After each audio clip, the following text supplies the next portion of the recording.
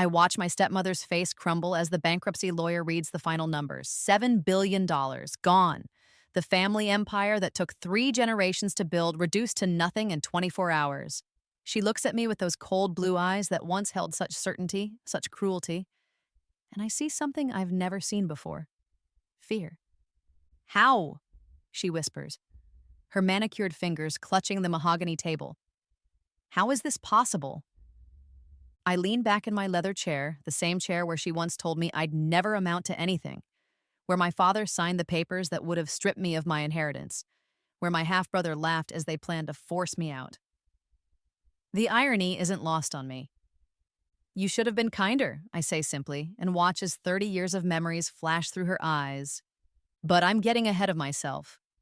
Let me tell you how we got here. How the girl they called worthless became the architect of their destruction. Let me tell you about the gift of dying twice. The first time I died, I was 28 years old, broken and defeated in a hospital bed, my body ravaged by the stress-induced illness that my family had driven me to. The second time was different. The second time I came back and I was 7 again when I opened my eyes in my childhood bedroom, the pink wallpaper and stuffed animals exactly as I remembered them. But this time, I knew what was coming. I knew about the manipulation, the gaslighting, the systematic destruction of my self-worth that my stepmother Victoria would orchestrate. I knew about my father's weakness, how he'd choose his new wife over his daughter every single time. I knew about my half-brother Marcus and his casual cruelty. Most importantly, I knew about the shares. My biological mother, Elena Chen, had been brilliant. A tech visionary who'd helped my father build Chen Technologies from a small startup into a multinational corporation. When she died in that car accident when I was 5, she'd left me something precious. 30% of the company's shares, held in an irrevocable trust until my 21st birthday. In my first life, I'd been so desperate for family approval that I'd sold those shares back to the family for a fraction of their worth, thinking it would finally make them love me. It hadn't. They'd taken my inheritance and still treated me like garbage, and I'd died poor and alone while they lived in luxury built on what should have been mine. This time would be different. This time I was ready. The abuse started early, just as I remembered. Victoria was a master manipulator, and my father was her willing accomplice. Where my mother had been warm and encouraging, Victoria was cold and calculating. She had a way of making every criticism sound like concern, every put-down feel like guidance. "Lily, darling," she'd say when I was 8, her voice dripping with false sweetness. "You really should try harder in school. Marcus is already reading at a high school level, and you're still struggling with chapter books. I worry about your future." Marcus, her golden boy, was 6 months younger than me, but treated like the crown prince. Everything I did, he did better, at least according to Victoria. If I got an A, she'd praise Marcus for getting an A+. If I won a school award, she'd find a way to diminish it while highlighting whatever minor achievement Marcus had accomplished that week. My father, James Chen, was either oblivious or willfully blind to what was happening. In my first life, I'd thought he simply didn't see Victoria's cruelty. Now, with adult eyes in a child's body, I could see the truth. He was a coward who chose the path of least resistance. It was easier to let Victoria reshape his daughter than to stand up to his wife. But I had advantages now that 7-year-old Lily hadn't possessed. I had 30 years of business knowledge, 21 years of psychological warfare experience, and most importantly, I had a plan. The first thing I did was start building my defense. I became the perfect daughter, not to win their love because I knew that was impossible, but to protect myself from their worst impulses. I excelled in school, not because Victoria pushed me to, but because I pushed myself. I learned Mandarin from online videos in secret, knowing it would be crucial for the international expansion that Chen Technologies would pursue in the coming years. I studied finance, technology, and business strategy, absorbing everything I could about the empire my mother had helped build. But I was careful. I couldn't appear too advanced, too knowledgeable. I had to seem like a bright but normal child, not a reborn adult with decades of experience. The years passed in a careful dance of preparation and survival. Victoria's psychological abuse intensified as I grew older, and Marcus learned to echo her cruelty. They made me the family scapegoat, the problem child who was always causing drama by existing. Family dinners became exercises in humiliation, where every conversation somehow turned into a critique of my failures. Lily got another B in chemistry, Victoria would announce to my father, her tone suggesting I'd committed a felony. I don't understand how she can struggle so much when Marcus is naturally gifted at science. Perhaps we should consider a different school, somewhere more appropriate for her abilities. The unspoken message was always clear. I was the disappointment, the burden, the mistake. In my first life, these constant attacks had destroyed my self-esteem and convinced me I was worthless. This time, I let them think their tactics were working while I quietly built my fortress. I made friends carefully, cultivating relationships with classmates whose parents worked in law, finance, and technology. I joined debate team, not because Victoria approved, but because I needed to practice arguing and thinking on my feet. I learned to code, telling everyone it was just a hobby, while I actually built a comprehensive understanding of the technology that powered our family's wealth. Most importantly, I learned everything I could about my mother's legacy and my trust fund.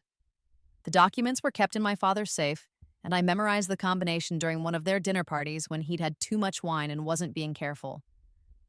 I photographed every page with a camera I'd bought with babysitting money, studying the legal language until I understood every clause and protection my mother had built in.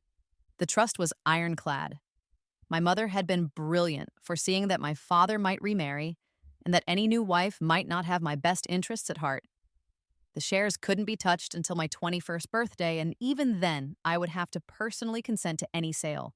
No guardian, no parent, no step-parent could make that decision for me.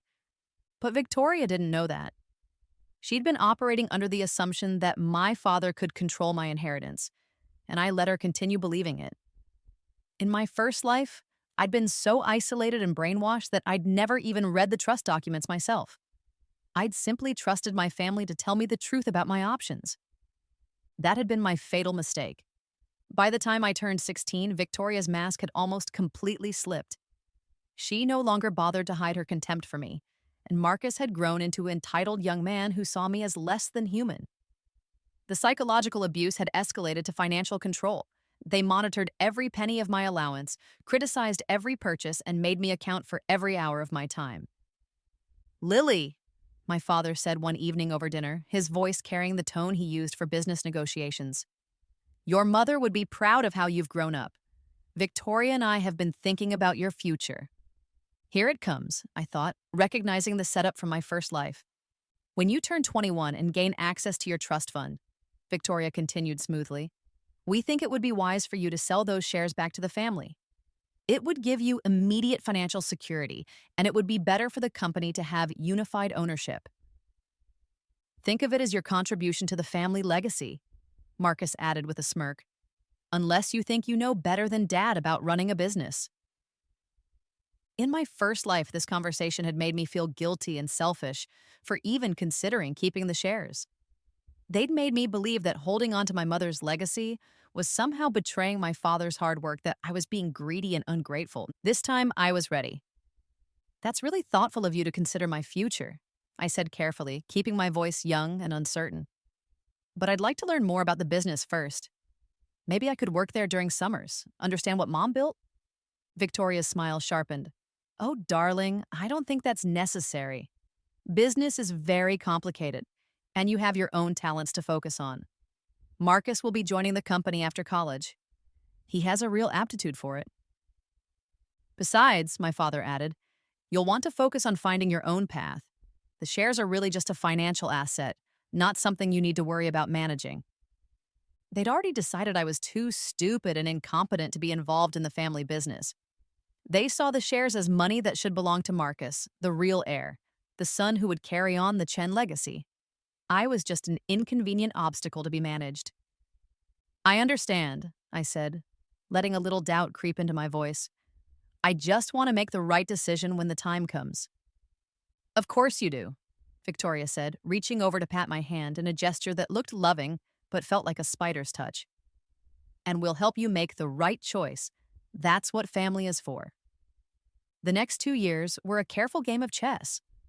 I continued to play the part of the uncertain, malleable daughter while I quietly prepared for war. I researched every aspect of Chen Technologies, learning about their contracts, their competitors, their financial structure. I studied market trends and identified the vulnerabilities that would emerge as I approached my 21st birthday. I also began building relationships outside the family. I volunteered at a legal aid clinic where I met Sarah Kim, a brilliant young lawyer who specialized in corporate law. I tutored younger students in mathematics, one of whom was the daughter of David Park, a successful investment banker.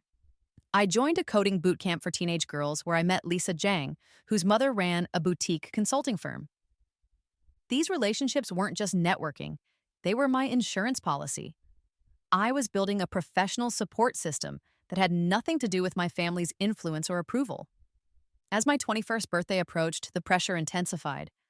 Victoria and Marcus had become more obvious in their disdain, no longer bothering to hide their contempt when my father wasn't around. They'd started making comments about how I'd finally be able to contribute to the family and how the share sale would set everyone up for success. But I was also watching the market, and I could see something they couldn't. Chen Technologies was poised for explosive growth. The company my mother had helped build was about to become far more valuable than anyone realized. The AI revolution was beginning, and Chen Tech's proprietary algorithms were going to be worth billions.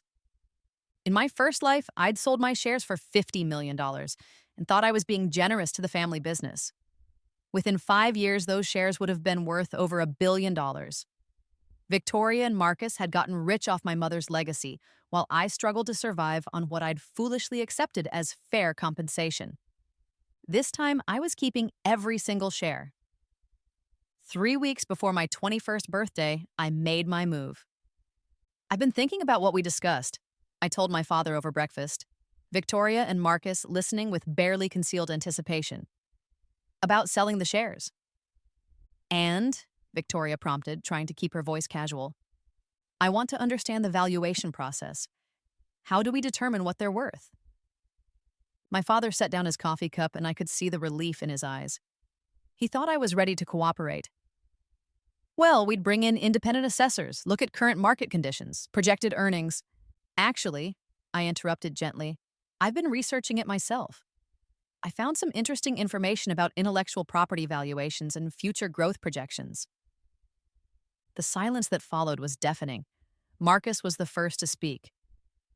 You've been researching corporate valuations? His tone was mocking, but I could hear the uncertainty underneath. Since when do you know anything about business? Since I realized I own 30% of one, I replied simply.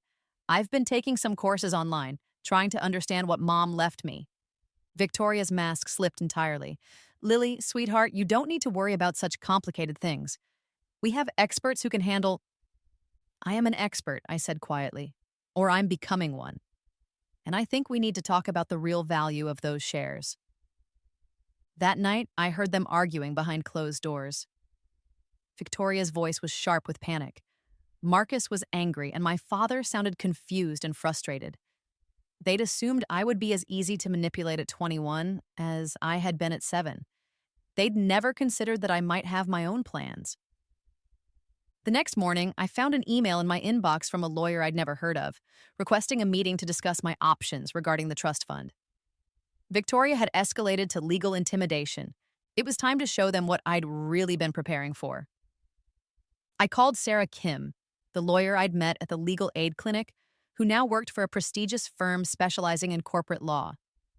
We'd kept in touch over the years, and she'd been impressed by my questions about trust law and corporate governance. Sarah, I said when she answered, it's time. I need your help with something big. 3 days later, I walked into the law office with my own legal representation and a comprehensive analysis of Chen Technologies' true market value. Sarah had worked with her firm's valuation experts, and the numbers were staggering. My 30% stake was worth approximately $1.2 billion, not the $50 million my family had been planning to offer me. But that wasn't the bombshell I was preparing to drop. While researching the company's financial history, I'd discovered something that would change everything. My mother hadn't just been a co-founder of Chen Technologies. She'd been the primary architect of their most valuable intellectual property. The AI algorithms that were about to make the company worth billions were based on her original research that had been developed before her marriage to my father. According to the partnership agreement I'd found buried in my father's files, intellectual property created by either founder remained their separate property unless explicitly transferred. My mother had never transferred her rights to the AI research. Those rights had passed to her estate when she died, and as her sole heir, they belonged to me. I didn't just own 30% of Chen Technologies. I owned the technology that made Chen Technologies valuable. The meeting was scheduled for a Tuesday morning in my father's office. Victoria had clearly expected this to be a formality. Show up, sign some papers, receive a check, and hand over the shares that she'd always considered rightfully Marcus's. Instead, she found herself facing a conference table full of lawyers, accountants, and intellectual property experts. "What is this?" my father asked, looking confused and slightly hurt. "Lily, I thought we were going to have a family discussion." "This is a family discussion," I replied calmly. "It's just a discussion about a family business worth approximately $4 billion. Victoria went pale. "$4 billion? That's impossible. Our valuations show—" "Your valuations are wrong," Sarah interrupted, sliding a thick folder across the table. "They're based on current revenue models and don't account for the intellectual property portfolio or the projected growth in the AI sector." I watched their faces as they absorbed the numbers. Marcus looked like he was about to be sick. Victoria's hands were shaking as she flipped through the pages. My father just stared at me with an expression I couldn't quite read. "But even if that's true," Victoria said desperately, "Lily still has to sell. The trust requires—" "The trust requires a nothing," Sarah said firmly. "Miss Chen has the absolute right to retain her shares upon reaching majority. There is no obligation to sell them back to the family at any price." "However," I said, letting my voice carry the authority I'd spent years developing, "that's not the real issue we need to discuss." I nodded to Sarah, who slid another folder across the table. This one was thicker, filled with patent applications, research notes, and partnership agreements. "What's this?" my father asked, his business instincts finally kicking in. "Documentation proving that the core AI technology powering Chen Technologies was developed by my mother prior to the company's incorporation," I explained. "According to the partnership agreement you signed with her, any pre-existing intellectual property remained the separate property of its creator." The room went dead silent. "My mother never transferred ownership of her research to the company," I continued. "Those rights passed to her estate, and as her sole beneficiary, they now belong to me." Victoria was no longer pale. She was gray. "You're saying you own—" "I'm saying I own the patents on the technology that makes this company valuable," I replied calmly. "Every algorithm, every innovation, every piece of code that generates revenue, it's all built on my mother's foundation." Marcus finally found his voice. "That's impossible. Dad built this company." "Dad built the business infrastructure," I corrected. "But the technology that makes it worth billions comes from Mom's research. Research that legally belongs to me." The implications were staggering, and I could see them working through it in real time. If I owned the underlying technology, I could license it to competitors. I could start my own company using the same innovations. I could potentially force Chen Technologies to pay me royalties for using intellectual property that belonged to me. "What do you want?"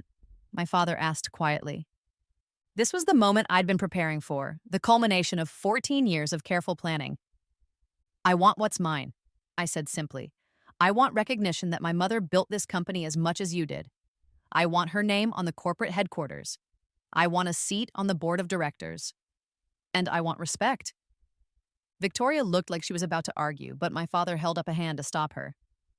"And if we agree to these terms," he asked, "then I'll license the intellectual property to Chen Technologies for a nominal fee. And I'll keep my shares," I replied. "We can build this company together, the way my parents originally intended." "And if we don't agree?" Marcus asked, though his voice suggested he already knew the answer. I smiled, and for the first time in my life, I saw my stepbrother look genuinely afraid of me. Then I'll exercise my full legal rights as the owner of the technology, I said. I'll revoke Chen Technology's right to use my mother's innovations. I'll license them to your competitors. And I'll watch this company collapse while I build a new one from the ashes. The silence stretched for what felt like hours. Victoria was calculating, trying to find some angle, some way to maintain control. Marcus looked like he wanted to argue but couldn't find the words. My father was staring at me with something that might have been respect. "You've changed," he said finally. "No," I replied. "I've just stopped pretending to be what you wanted me to be." But Victoria wasn't ready to surrender. "This is ridiculous," she said, her voice tight with anger. "Lily, you're being manipulated by these lawyers. This is your family. We love you. We've always loved you." The gaslighting was automatic, reflexive. In my first life, those words might have made me doubt myself, might have made me question whether I was being ungrateful or selfish. This time, I laughed. "Love?" I repeated. "Is that what you call it when you spent my entire childhood telling me I was worthless? When you made sure I knew I was the family disappointment? When you planned to cheat me out of my inheritance?" "We never," Victoria started, but I cut her off. "You made my life hell," I said, my voice rising for the first time. "You isolated me, manipulated me, and convinced me I was lucky to be tolerated by my own family. You treated me like a burden and made me grateful for scraps of basic human decency." Years of suppressed anger were finally finding their voice, and it felt like breathing after holding my breath for decades. "And now that you realize I'm not the weak little girl you thought you could control, now that you understand I'm actually dangerous to you, suddenly you love me?" I stood up, towering over the conference table where they'd planned to rob me blind. Where was that love when I needed it? Where was it when I was 7 years old and just wanted my family to accept me? Victoria's composure cracked completely. "You ungrateful little bitch," she snarled. "Everything we did was for your own good. We tried to prepare you for the real world, to toughen you up. You tried to break me," I said quietly, "and you almost succeeded. But you made one crucial mistake." "What's that?" Marcus asked, his bravado finally crumbling. "You taught me exactly what you were capable of," I replied. "You showed me that family means nothing to you unless it serves your interests. You demonstrated that kindness is weakness, that trust is vulnerability, that love is just another tool for manipulation." I gathered my documents and stood to leave. "Congratulations. You created exactly the kind of person who would do what I'm about to do." "Lily, wait," my father called after me. "What are you going to do?" I turned back to look at him. Really look at him. In my first life, I'd spent decades trying to win his approval, convinced that somewhere deep down he loved me but just didn't know how to show it. Now, I could see him clearly. A weak man who'd chosen comfort over courage, who'd let his wife destroy his daughter rather than risk conflict in his marriage. "I'm going to take everything that belongs to me," I said, "and then I'm going to use it to build something better than what you destroyed." I left them sitting in that conference room surrounded by lawyers and contracts and the wreckage of their assumptions. For the first time in 2 lifetimes, I felt free, but my family wasn't ready to give up without a fight. The next few weeks were a blur of legal maneuvering and corporate warfare. Victoria hired a team of lawyers to challenge my ownership of the intellectual property, claiming that my mother's work had been done as part of her employment with the company. My father tried a different approach, attempting to convince me that we could work together as a family, that there was no need for such aggressive tactics. Marcus, meanwhile, started a whisper campaign among our extended family and social circle, painting me as greedy and vindictive, a spoiled child who was trying to destroy the family business out of spite. They had no idea who they were dealing with. I'd spent years preparing for this battle, and I had weapons they couldn't even imagine. While they were focused on legal challenges and public relations, I was implementing the nuclear option. I started reaching out to Chen Technology's biggest clients, the companies that relied on our AI algorithms for their own operations. I explained the situation carefully.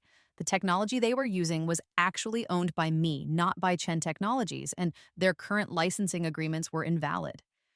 Some clients panicked and started looking for alternative providers. Others demanded immediate renegotiation of their contracts to ensure legal protection. A few decided to wait and see how the situation resolved itself, but even their hesitation created uncertainty in the market. Chen Technologies' stock price began to wobble as news of the intellectual property dispute leaked to the financial press. Industry analysts started questioning the company's long-term viability if they lost access to their core technology. Competitors began circling, sensing weakness and opportunity. But I wasn't done. I also reached out to Chen Technologies' key employees, the engineers and researchers who actually understood my mother's work. I offered them jobs at a new company I was forming, with better salaries, equity stakes, and the chance to work directly with the person who owned the technology they'd been building their careers on. The brain drain was swift and devastating.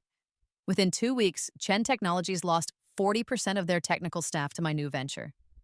The remaining employees were nervous and demoralized, watching their colleagues flee to what looked like a sinking ship.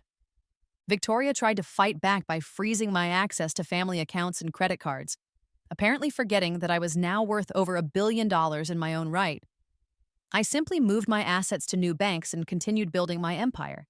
She attempted to have me declared mentally incompetent, claiming that my behavior was so out of character that I must be suffering from some kind of breakdown.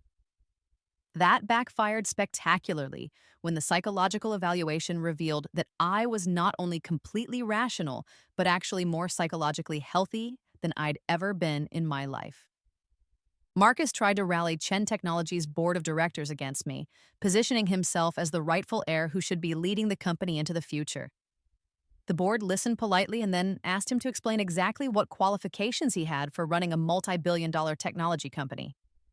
His business degree and 2 years of entry-level experience suddenly seemed inadequate compared to my demonstrated understanding of the industry and my legal ownership of the company's most valuable assets. My father made one last attempt at reconciliation, asking me to meet him for lunch at the restaurant where he'd proposed to my mother 25 years earlier. "I don't understand what happened to you," he said, looking older and more tired than I'd ever seen him. "You used to be such a sweet, compliant child. We gave you everything, a good home, private schools, opportunities." "You gave me everything except love," I replied. "Everything except respect. Everything except a place in my own family." "That's not true," he protested. "We loved you. Maybe we weren't perfect, but we did our best. Your best included watching your wife systematically destroy your daughter's self-esteem," I said calmly. "Your best included planning to cheat me out of my inheritance. Your best included raising my half-brother to see me as lesser than him." He was quiet for a long moment, staring into his coffee cup. "Victoria said you were difficult. She said you needed structure, discipline." "Victoria said what she needed to say to justify her cruelty," I interrupted. "And you believed her because it was easier than confronting the truth about who you married." "She's not a bad person," he said weakly. "She's just protective of Marcus. She wants the best for him." "And she decided that the best for Marcus meant destroying me," I replied. "She turned my own father against me, convinced my brother to hate me, and tried to steal my birthright. But you're right. She's not a bad person. She's a sociopath." He flinched at that, but he didn't deny it. "What do you want from me, Lily?" he asked finally. "What can I do to fix this?" I studied his face, this man who had been the most important person in my world for the first 5 years of my life, before Victoria arrived and changed everything. "It's too late for fixing," I said gently. "You had 21 years to be my father. You chose to be Victoria's husband instead." I left him sitting there and I felt something close to peace. I'd finally said everything I'd needed to say to him, and I was free from the desperate need for his approval that had defined both of my lives. But the final act of this drama was still to come. Chen Technologies was hemorrhaging money, clients, and credibility. The stock price had fallen by 60%, and industry publications were running articles about the company's uncertain future. Victoria and Marcus were making increasingly desperate attempts to maintain control, but they were fighting a war they couldn't win. I, meanwhile, was building Chen Technologies' replacement. My new company, Aurora Dynamics, was staffed with the best engineers from my family's firm and equipped with technology that was legally mine to use. We'd already signed contracts with several of Chen Technologies' former clients, and we were developing new applications that made the old company's offerings look obsolete. The end came faster than even I had anticipated. Chen Technologies' largest client, a major automotive manufacturer, announced that they were terminating their contract due to concerns about intellectual property ownership. Two other major clients followed suit within hours. The company's credit rating was downgraded to junk status, making it impossible to secure financing for operations. That night, my father called me. "Lily," he said, his voice broken.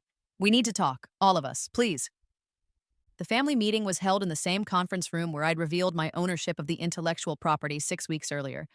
But this time, the dynamics were completely reversed. Victoria looked haggard and desperate. Marcus seemed to have aged years in the span of weeks. My father was a shell of his former self, broken by the collapse of everything he'd built. "You've won," Victoria said without preamble. "Is that what you wanted to hear? You've destroyed us completely?" "I haven't destroyed anything," I replied calmly. "I've simply taken what was mine and used it to build something better." "The company is finished," Marcus said, his voice hollow. "We're going to lose everything. The house, the cars, our reputation, everything." "You're going to lose everything you stole from me," I corrected. "You'll still have whatever you actually earned through your own efforts." Victoria laughed bitterly. "Our own efforts? We devoted our lives to building that company. We sacrificed everything for it." "You devoted your lives to building wealth on my mother's foundation," I said. "You sacrificed my happiness and my future for your comfort and Marcus's inheritance." "So what now?" my father asked quietly. "Do we declare bankruptcy? Do we lose the house your mother loved? Do we destroy everything she worked for?" That was the question I'd been waiting for, the moment when I could deliver the final piece of my revenge. "Actually," I said, "I have a proposal." They looked up with desperate hope, and I felt a moment of something that might have been pity. "Aurora Dynamics is prepared to acquire Chen Technologies' remaining assets," I continued. "We'll pay fair market value for the infrastructure, the client relationships, and the non-technical staff. We'll even maintain the Chen Technologies brand as a subsidiary." "What's the catch?" Victoria asked suspiciously. "No catch," I replied. "It's a straightforward business transaction. Of course, the new ownership structure will be different." I slid a document across the table. "I'll own 80% of the combined company. The remaining 20% will be distributed among key employees based on their contributions and loyalty." The silence was deafening. "What about us?" Marcus asked in a small voice. "You'll be employees, like everyone else," I said. "You can apply for positions that match your qualifications and experience. If you're hired, you'll receive competitive salaries and the opportunity to earn your place in the organization." "Employees!" Victoria's voice was strangled. "In our own company?" "In my company," I corrected gently. "Built on my mother's technology, funded with my resources, staffed with people who chose to work for me rather than against me." My father was staring at the papers, and I could see him doing the math. It was more than they deserved and less than they'd hoped for, but it was survival. "Why?" he asked finally. "Why offer us anything at all? You could let us lose everything." I thought about that question for a long moment, considering all the pain and humiliation they'd put me through, all the years of feeling worthless and unwanted. "Because," I said finally, "I'm not you." They signed the papers that day, transferring ownership of everything to me in exchange for employment contracts and a small retention of dignity. Victoria and Marcus would be starting over, learning what it felt like to work for someone else's approval, to have their value determined by their actual contributions rather than their family connections.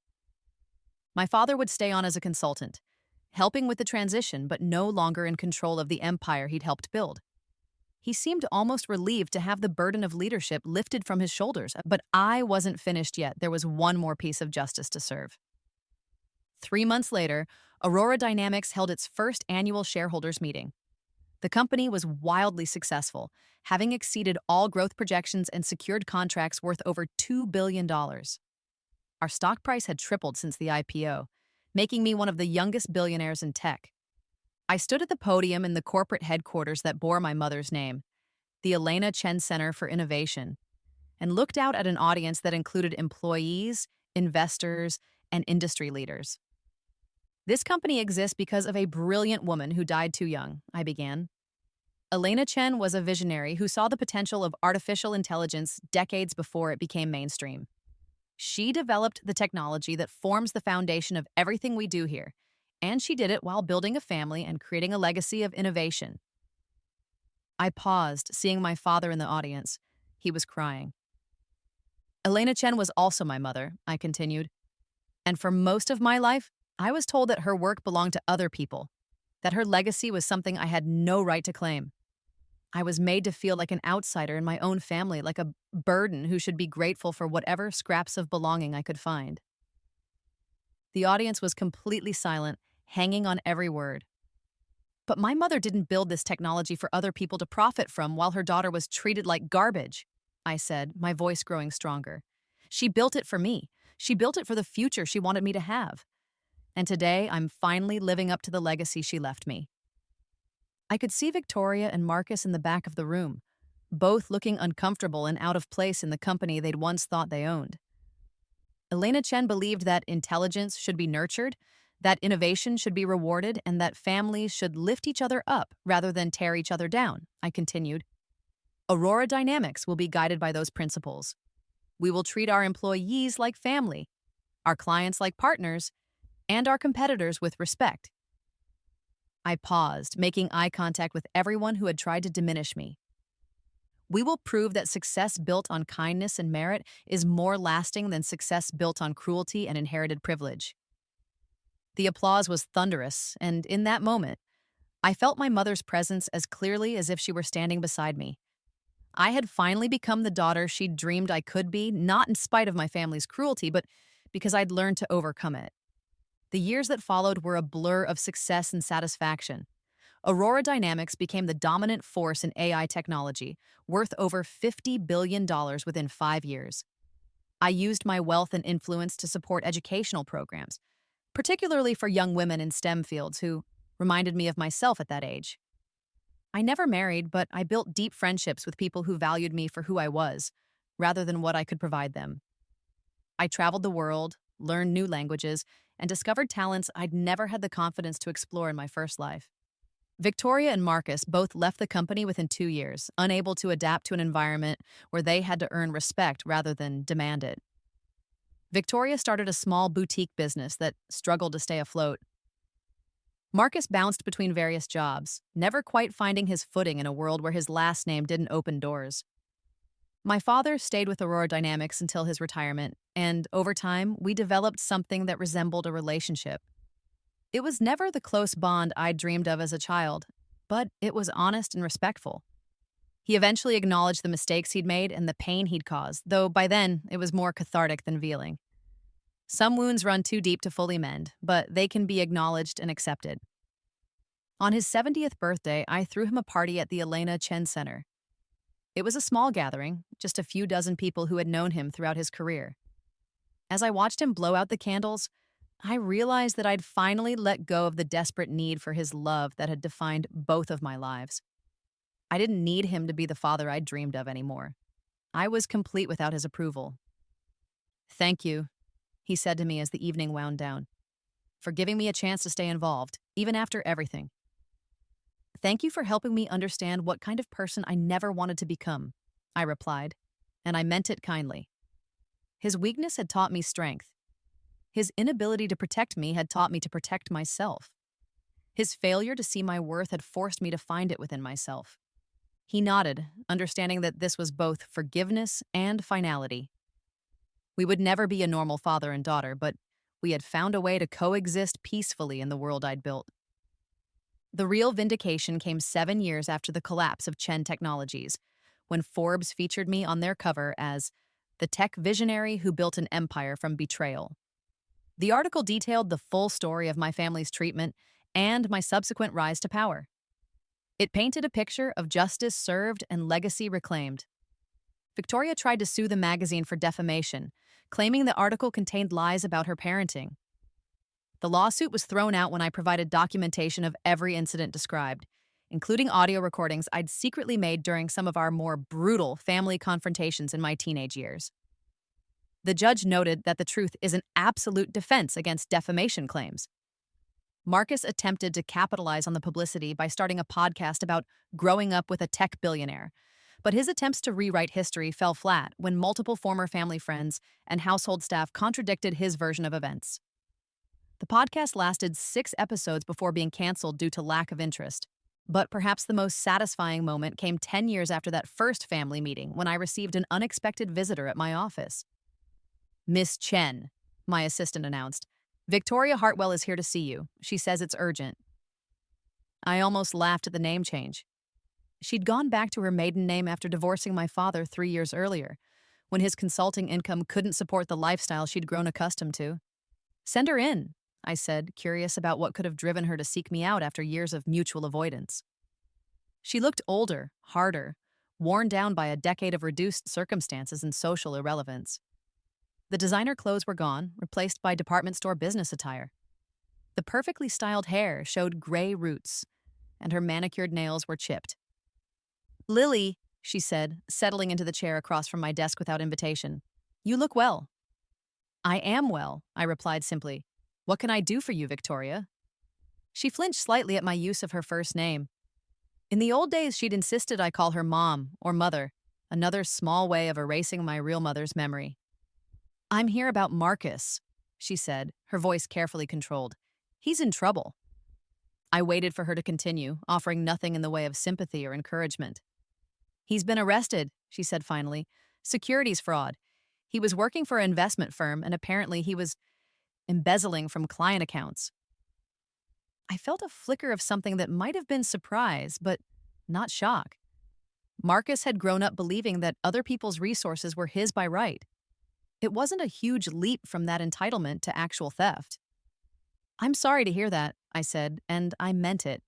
Not sorry for Victoria, but sorry that Marcus had chosen to validate every negative assumption about his character.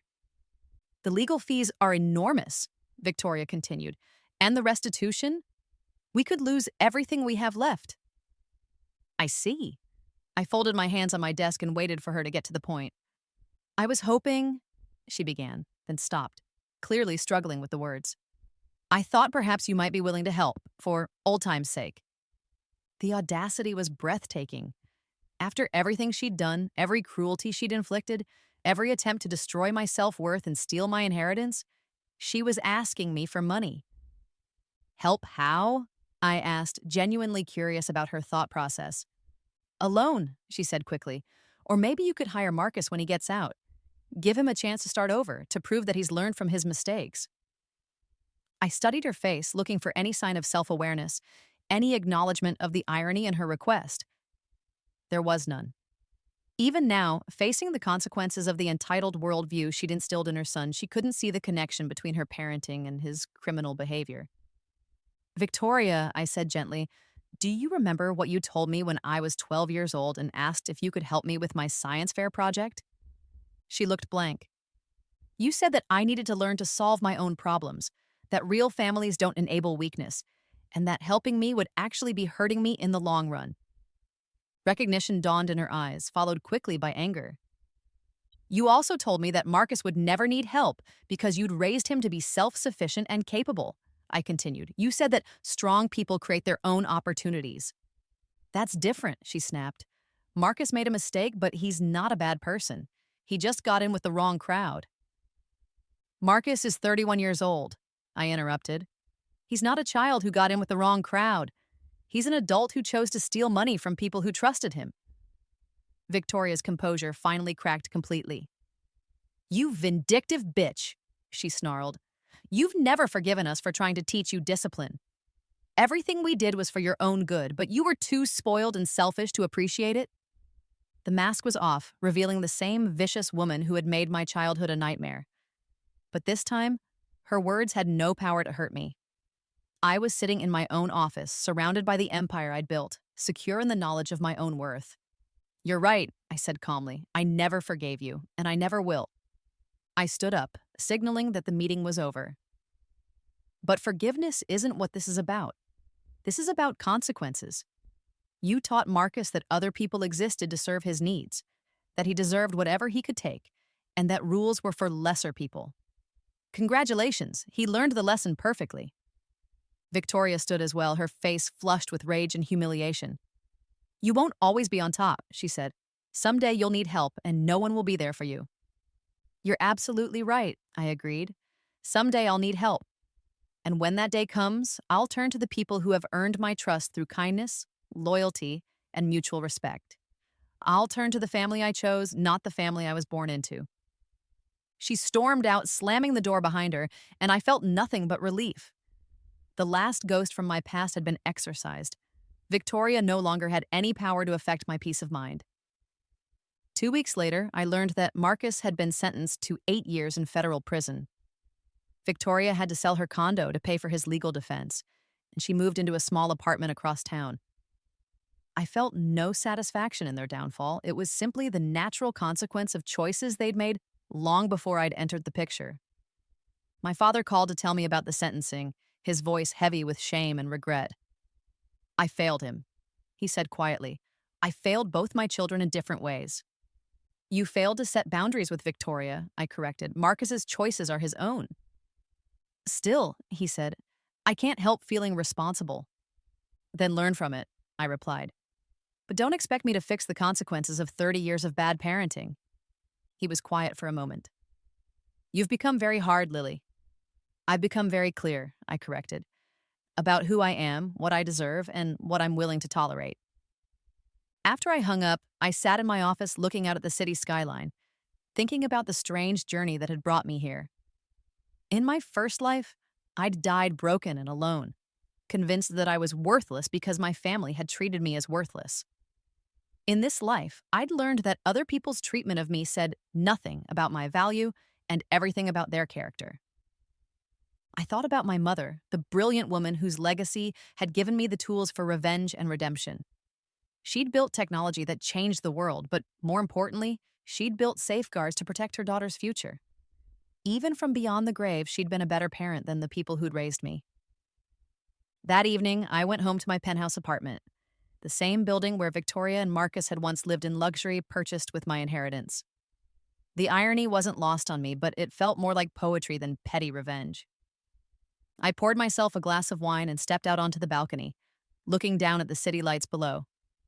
Somewhere out there, people were struggling with families who didn't understand them, children who felt unloved and unwanted, adults who were still carrying wounds from childhood betrayals. I pulled out my phone and opened my notes app, beginning to draft the outline for a new foundation. The Elena Chen Foundation for Family Healing would provide counseling services, legal advocacy, and educational resources for people dealing with family abuse and manipulation. It would fund research into the psychological effects of parentification, scapegoating, and emotional neglect. Most importantly, it would help victims understand that they deserved better and give them tools to create the lives they wanted. Because that was the real lesson of my story, not that revenge was sweet, but that healing was possible. Not that bad people always got punished, but that good people could choose to break cycles of harm and build something better. My phone buzzed with a text from Sarah Kim, my lawyer, and now one of my closest friends. Dinner tomorrow? I have news about the adoption. I smiled, thinking about Sarah and her wife preparing to welcome their first child. They'd asked me to be the baby's godmother, and I'd been honored to accept. This child would grow up surrounded by love, support, and unconditional acceptance. Everything I'd craved and been denied. Absolutely, I texted back. Can't wait to hear everything. As I prepared for bed that night, I caught my reflection in the bathroom mirror. The face looking back at me was confident, peaceful, and genuinely happy. I thought about 7-year-old Lily, reborn into a nightmare, but armed with the knowledge and determination to change her fate. We did it, I whispered to that scared little girl who had carried adult wisdom in a child's heart. We built something beautiful.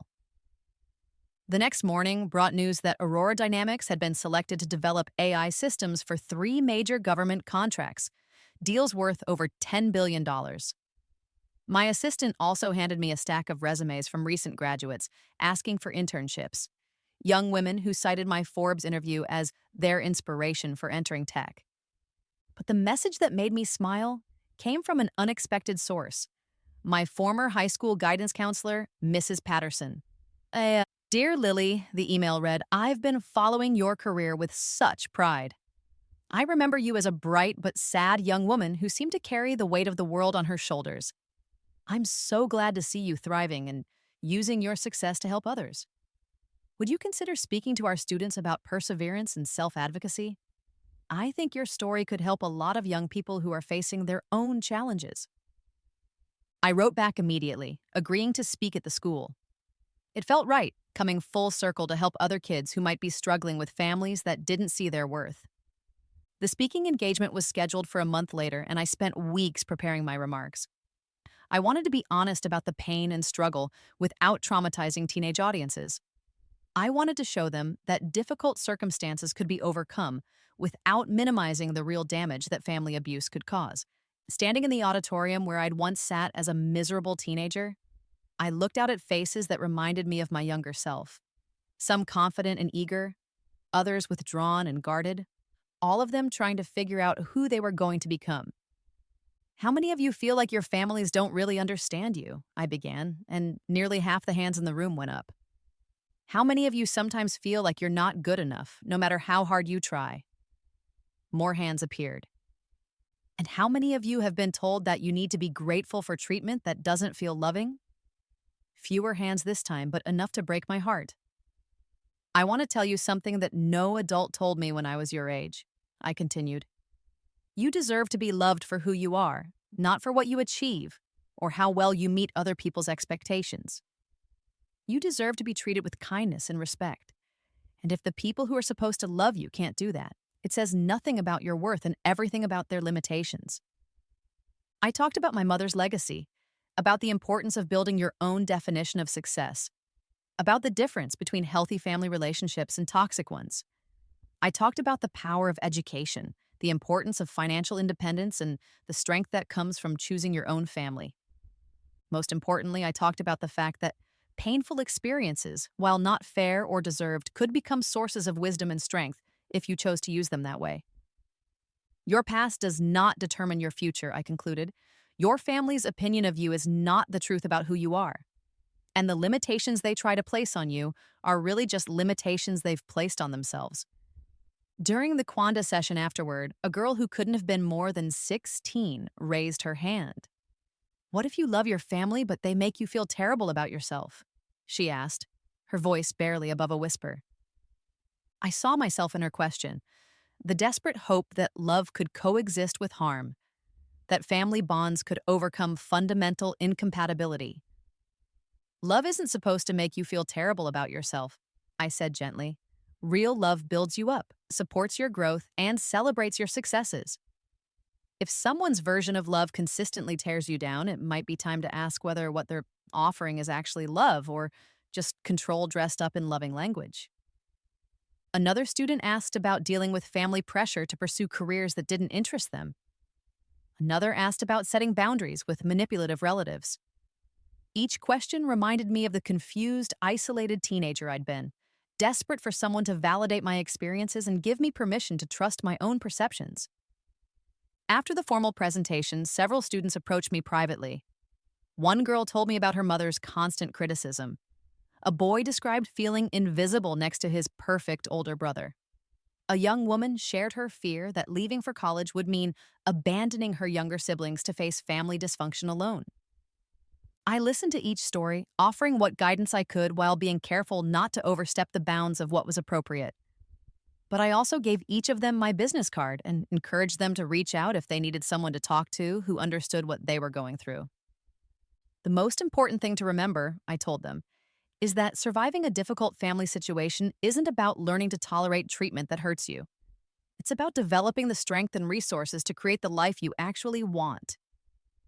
Driving home from the school, I thought about how different my life might have been if someone had told teenage Lily that her family's treatment of her was wrong, that she deserved better, that their inability to love her properly was their failure, not hers. But then I realized that I was now that person for the next generation of struggling kids. The foundation I was planning would reach even more young people who needed to hear these messages. My story, as painful as it had been to live through, could become a roadmap for others trying to navigate their own family trauma. That night, I finalized the paperwork for the Elena Chen Foundation for Family Healing. The initial endowment was $500 million, enough to fund comprehensive programs for decades. The foundation would offer counseling services, legal advocacy, educational scholarships, and support groups for people recovering from family abuse. But the program I was most excited about was the Mentorship Initiative, which would pair young people from difficult family situations with successful adults who had overcome similar challenges. These mentors would provide the validation, guidance, and support that these kids weren't getting at home. As I signed the founding documents, I thought about my mother and the legacy she'd left me. She'd given me the intellectual property that made my financial success possible, but more importantly, she'd given me the example of a woman who built something meaningful with her talents. I was following in her footsteps, using my resources to create something that would outlast my own lifetime. The foundation would help heal family wounds for generations to come, turning the pain of my own experience into a source of healing for others. The final piece of my transformation was complete. I was no longer the rejected daughter seeking approval from people who couldn't love me properly. I was no longer the victim of other people's cruelty and neglect. I had become the architect of my own destiny and the guardian of other people's dreams. My phone buzzed with a text from Sarah. Foundation paperwork looks perfect. Elena would be so proud. I looked around my home office, decorated with photos of the chosen family I'd built over the years. Friends who loved me unconditionally. Colleagues who respected my contributions. Young people I'd mentored who were now building their own successful lives.